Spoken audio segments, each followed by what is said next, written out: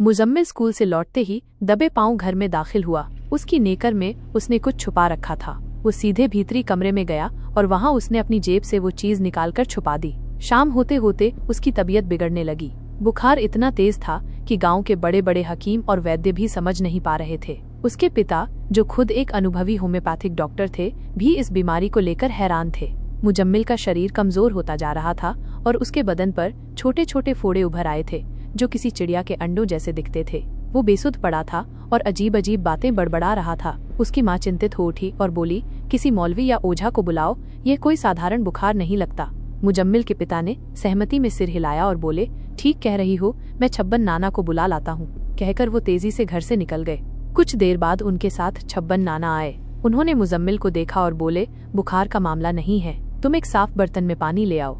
ये सुनकर मुजम्मिल की माँ फौरन अंदर गई और थोड़ी देर बाद पानी लेकर लौटी। नाना ने पानी पर कुछ मंत्र पढ़े और फिर उसे मुजम्मिल पर छिड़क दिया।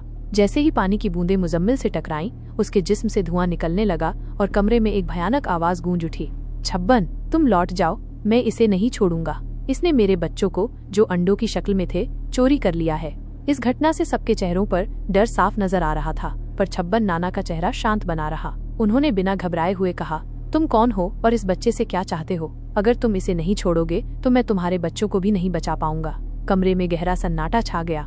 हवा में अजीब सी सनसनाहट भर गई थी। सबकी निगाहें छब्बन नाना पर टिक गईं। आगे क्या होगा, यह सोचकर सबकी सांसें थम गईं।